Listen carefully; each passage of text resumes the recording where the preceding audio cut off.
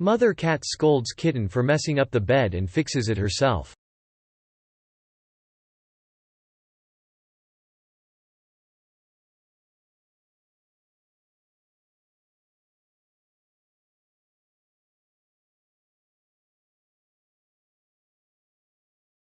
A restaurant in Bangkok has been continuously cooking and serving from the same soup for over 45 years, a form of nquat, perpetual stew. Nquat. Nquat. Lots of people think we never clean the pot, nquat, he says. Nquat. But we clean it every evening. We remove the soup from the pot, then keep a little bit simmering overnight. Nquat. It's that little bit, he says, that forms the stock of the next day's soup. So, yes, at least a taste of what you put in your mouth is 45 years old and counting. Perpetual soup, stew is how people survived in ancient times. Before refrigeration there were limited ways to preserve food, especially from day to day. You'd make a stew and just keep adding to it. The ingredients added much earlier would basically render down to thick stock.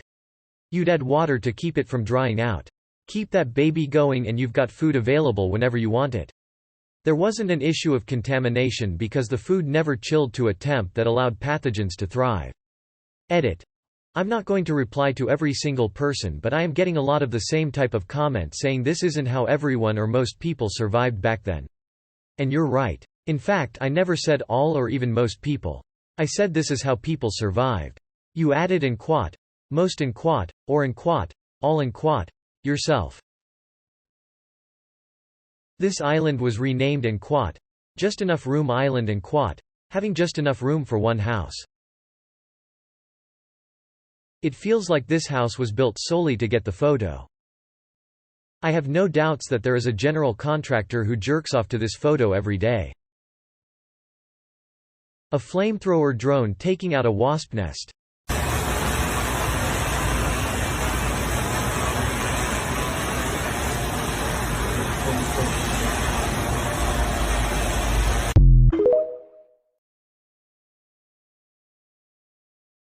Japan uses sprinklers that spray warm underground water to melt the snow on the roads.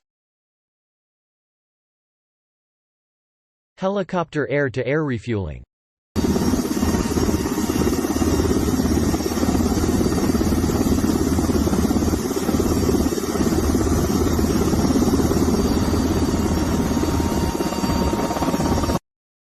This is the Nquat, Book of Names Nquat, in Auschwitz.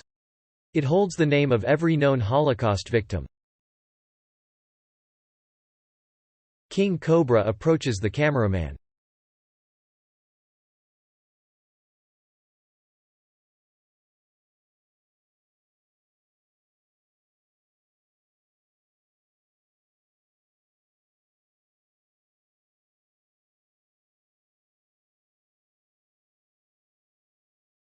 A family of gorillas examining a door in their enclosure that jammed and won't shut properly. One of them eventually decides to modify a small branch and use it as a tool to attempt to fix the door.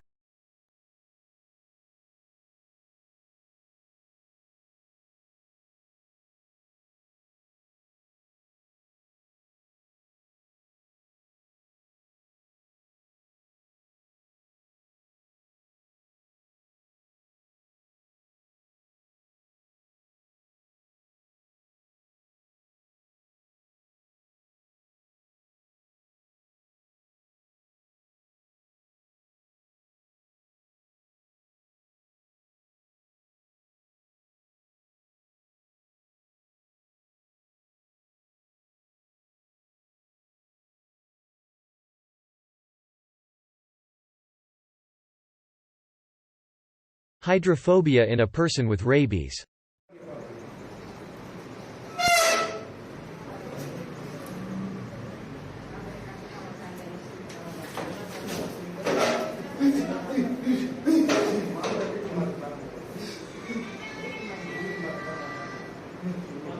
Terrible. This person is a walking corpse already. Rabies is honestly one of the most insane viruses ever when it comes to survival. It reproduces through saliva and is way too fragile to survive the stomach, so what does it do? Literally makes the body afraid of drinking, swallowing. It can only be passed through saliva, so what does it do? Makes the host salivate unconditionally. It needs to pass that saliva on, so what does it do? Induces mania in the host, which increases their aggression and lowers their inhibitions. To get to their primal core, so they bite. When you actually think about the level of control rabies has over its hosts. It's a damn terrifying virus.